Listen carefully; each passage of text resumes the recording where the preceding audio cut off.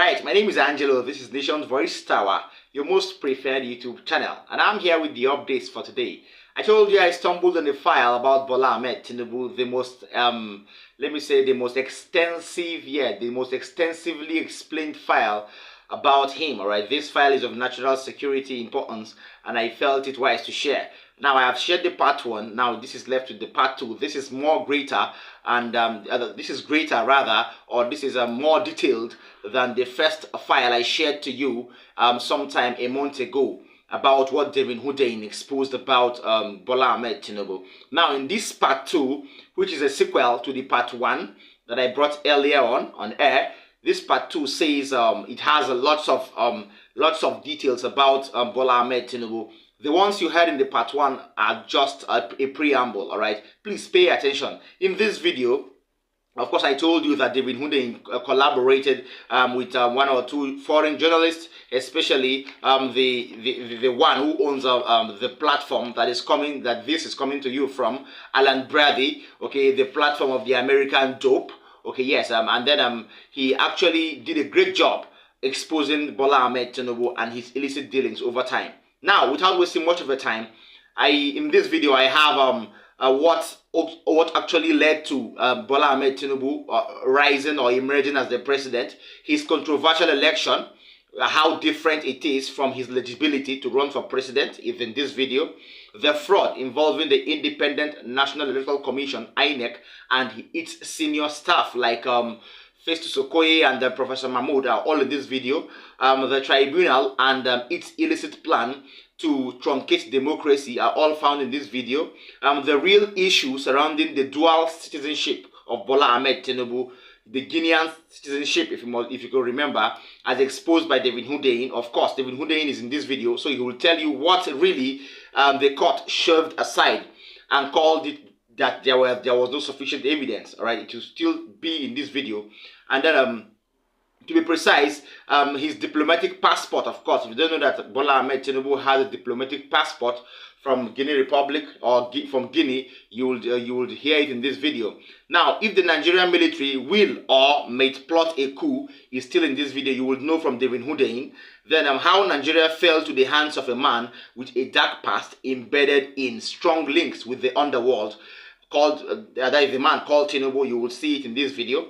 The way Bola Ahmed Tinibu impoverished Lagos state coffers when he was governor, and then by his various companies and street tax revenue extortion, using lots of criminals as tax officials and handing them legal rights to bully non-complying citizens. All right, even complying citizens aside, to extort them of lots of money, is also embedded in this video. And finally, why the FBI never wanted to release the records of Bola Ahmed Tinibu before the presidential elections and their reasons, and a lot more, all found in this video. Please pay attention. And I told you what, make these two videos go viral. The part one has come to you, the part two is coming to you right now. Please make it go viral as it can be. Share it to all platforms, and make sure that Nigerians have a reaction on this particular video. Please enjoy it.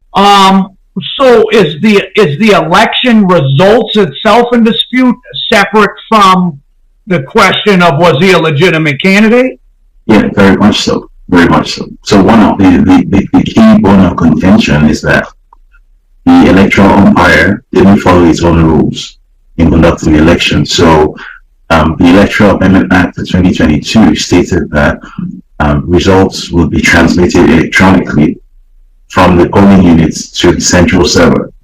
Because previously, this thing that we call vote rigging, the basic method of vote rigging was, stealing ballot boxes, stuffing ballot boxes, that sort of thing. So the electronic voting machines were supposed to stop that. So the idea is people vote, the votes are transmitted, the results are transmitted instantly, in full view of everyone, it's transparent, and the election is not credible. That was the plan.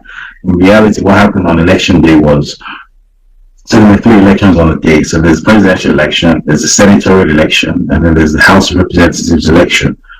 So the House of Representatives and the senatorial election went by without a problem. Those results were transmitted electronically, no problem. And then for the presidential election, all of a sudden, there was apparently a glitch with the server, and the results were not transmitted. So they were then collated by hand, and then all sorts of magic took place, which is exactly the sort of thing that electronic vote transmission was designed to avoid.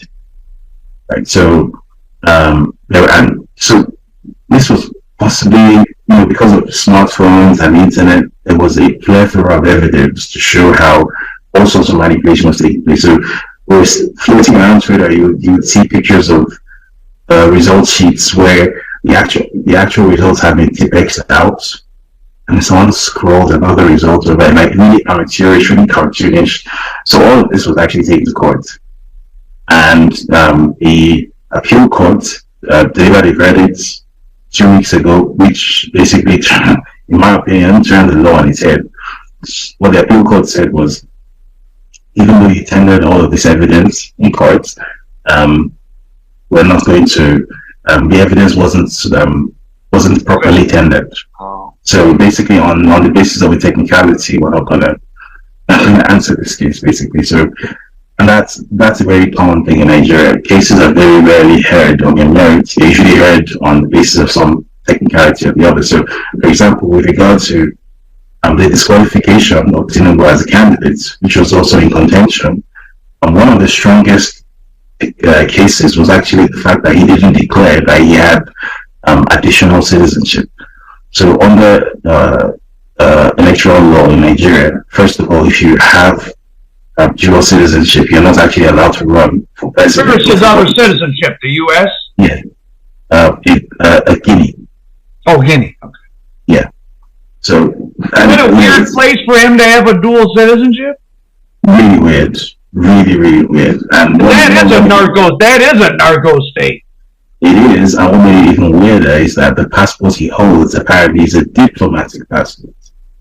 So that's just. Oh, I mean, it almost sounds. I mean, if you want to spin the tale out, I mean, you could be plausible that he's been a part of a cog in some very large criminal operation for a long time, and now they've gotten him to be the president.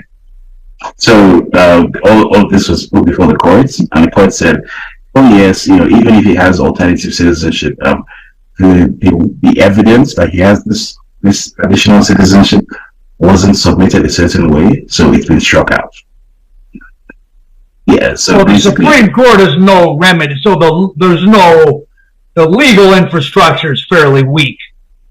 Yeah, I mean, so that was the appeal court, so it's going to the Supreme Court now, but the outcome is not going to be any different, because that's how Nigerian judges behave. The Nigerian judiciary is not independent. That's just the reality, so it's not going to be any different. How long is the presidential term? 4 years?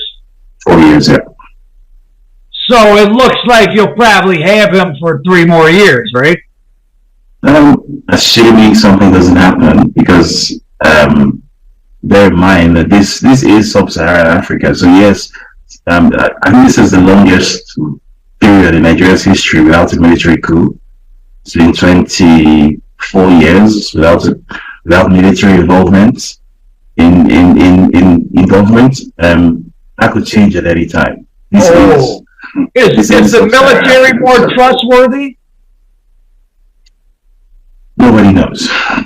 Nobody knows. What we do know for a fact is that the upper ranks, the upper echelons, and the officer ranks, the lower ranks, there's a huge split between them. So the lower ranks are not happy with things going on, but the upper ranks are very happy with status quo. So that's a very dangerous situation. Historically. So you could have a military that's not even cohesive. Exactly. And Nigeria is a giant country that was composed of different ethnic groups that probably shouldn't even have been in the same country, really, maybe, right? Well, ideally, no. But, the British, in their colonial wisdom, knew what they were doing. They were just drawing lines based on latitude and longitude and rivers and stuff, Yeah, I mean, I wish it was that benign, but the British were not that benign. One of the real reasons actually for coupling a country together in ways that didn't really make sense was essentially to ensure that the resultant nation-state entity would forever be sort of at war with itself.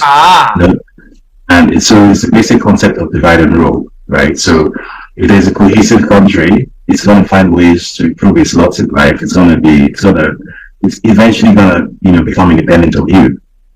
But if it's, half of the country is sort of, broadly speaking, west facing, socially liberal, it's looking for economic, and then the other half of the country is like, facing toward the Middle East. It's like extremely conservative Islamic, and the two half basically don't get along, and they basically exist as two different countries. In fact, the northern half of Nigeria actually has a separate legal penal code. So actually, it's one country with two laws, two strands. That's like an Islamic code. Exactly. Because Lagos, I would assume, is the more western facing. That Lagos yes. State. Okay. Is that more Christian or? Generally speaking, yes. I mean, there are Muslims in the south as well, but the way Islam was introduced into Nigeria's south is very different to the way it was introduced into the north. So it was introduced to the north via conquest, via violence. It was introduced to the south by trade. So the two Islams, if you like, are very different. In one, it was forced on, and the other one, it was willfully incorporated. Exactly. So what do you think the near future holds for this situation? Not much? If I were being pessimistic, I would say it would end where it usually tends to end in Africa, which is one huge brawl. However, and nobody wants to see that happen. I certainly don't want to see that happen. So what I hope will happen is that the Nigerian establishment will realize how dangerous the tinderbox it is playing with is, and will eventually sort of start to because that there will be some adults in the room basically who will do something about the situation, because basically you have a religiously and ethnically divided country being led by a retired or active drug criminal who has well documented links with the underworld, continues to have well documented links with organized crime. What's his continued documented links?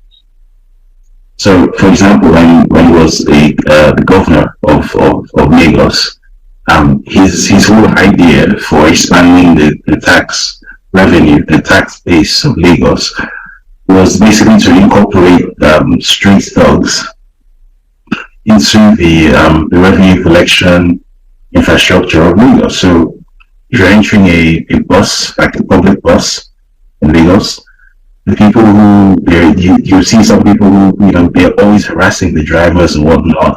They have ticket booklets, and the driver has to pay a certain amount.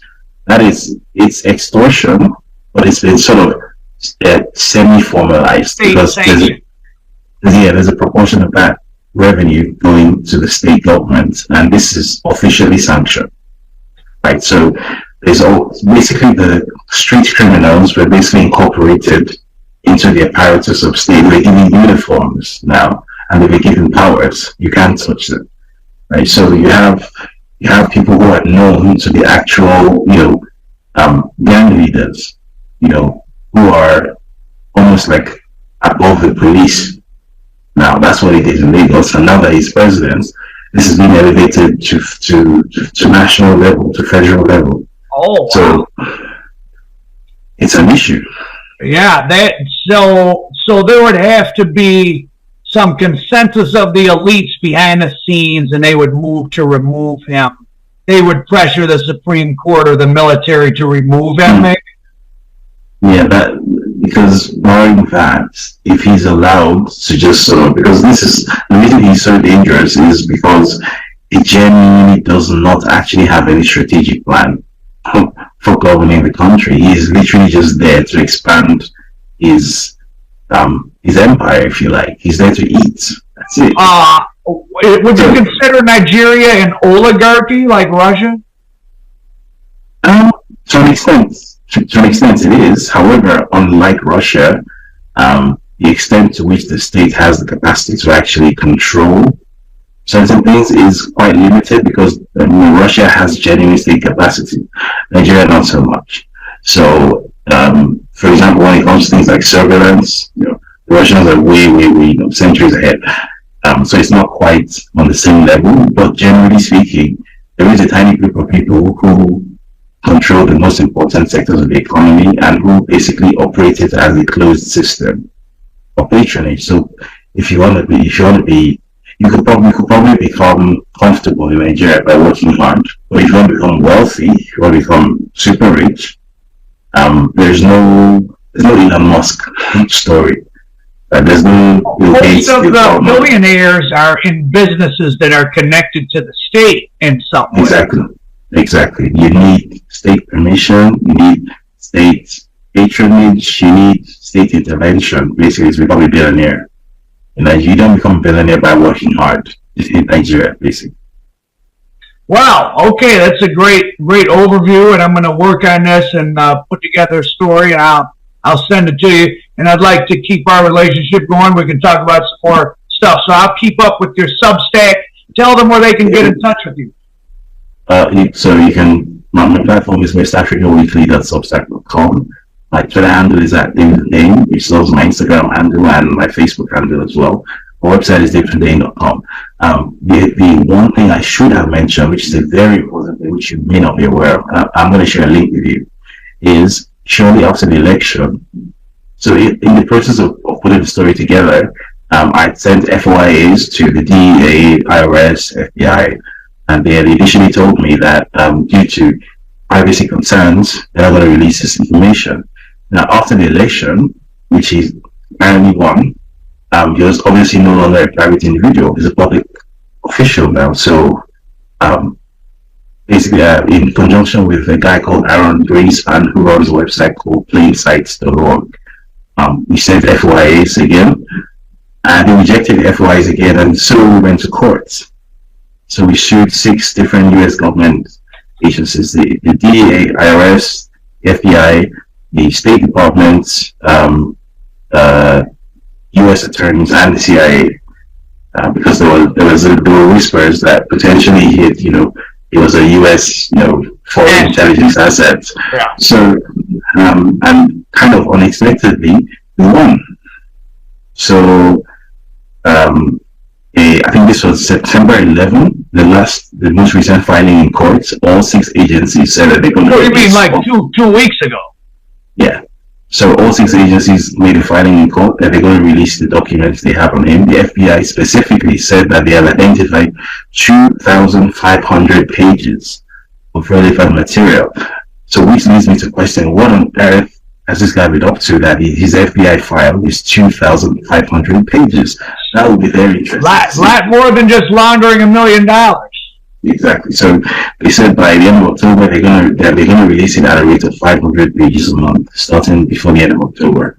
And where are you kind of laying low, or where are you at? I am laying low. Yes. Oh, because we don't want to say where you're at, but would you feel a little uncomfortable being in Nigeria? I'm uncomfortable because I'm actually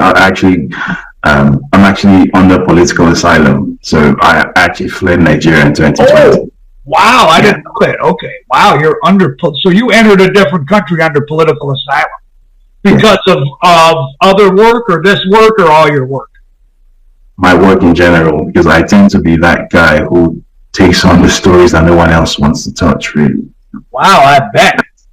So when did you get involved? Well, let's get into your background, because you have a quite impressive background. Like, what's your background? Okay, so do you mean my background in journalism in terms of stories that your personal background? Right. Okay. So I guess I started off in investigative journalism in 2019, thereabouts. So I've been in and around the journalism space since 2015, but I actually sort of hardcore investigative journalism back in 2019. I was working with a platform called newswire.ngr.com, and I was there between like August 2019 and like May 2021. In 2021, I was one of the 12 people selected to be part of the Substack local program. I don't know if you heard of Substack. Yeah, I use it all. That's where I read your article, and I have some other journalist friends that are on. Yeah, so there was a fellowship called Substack Local, like a funding program, which 12 writers and journalists from around the world were chosen, and I was one of the 12. I was the only one from Africa who was chosen. So very impressive. So my Substack newsletter, which is called West Africa Weekly, that became sort of my signature platform. That's where my long form investigative work goes. Done a bunch of other work. I've been on CNN, I've been on Al Jazeera, I've been on the Africa Reports. I used to work in Channels TV, which is a local TV station back home in Nigeria. I was nominated for the US IBLP, the International Business Leadership Program, back in 2019. So I've done a ton of other work, but West Africa Weekly sort of where investigative work, like long form work, really sort of took its pride of place. So that I started off in mid-2021. So when I started off on West Africa Weekly, my mission was basically to go after the Nigerian system in a way that no one else had ever done before, because I thought that the practice of journalism was pretty stale, was pretty staged, in Nigeria, and I thought I could do better, basically. So I felt that this would be the platform which would be sort of the conceptual love child of zero hedge, vice, just basically rock and roll, like heavy metal journalism, if there's such a thing. That was the idea behind West Africa Weekly. So I sort of consciously made it my brand to go after the stories that no one else likes to touch, like basically stories everyone else is afraid of, the forbidden stories, if you like. So stories about people's backgrounds, powerful people's backgrounds, which they would like to remain hidden. Stories about people linked to terror, stories about very deep-seated government corruption, that sort of thing. So that's pretty much what I've been doing since 2021 now. Okay, part 2 of Bola Ahmed Tinibu there.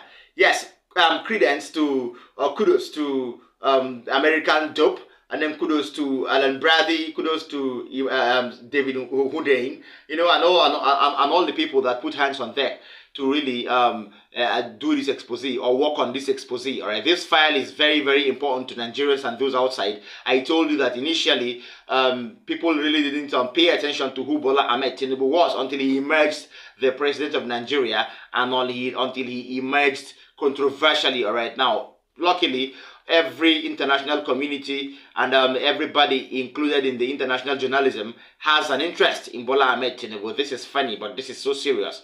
So let's hope that this interest they have will bring about positivity and an emergence of a new Nigeria. Please share our videos. Don't forget to like them. Don't forget to drop a comment for us in the comment section. Please, you're doing well. I would urge you to do more. All right. And then please, if you're watching me for the first time, tap the notification bell so that you get to see updates anytime I drop any. And then finally, please tap the subscribe button so that you will get to see our work anytime you're in need of any political content. From our table, we're saying see you next time. Bye.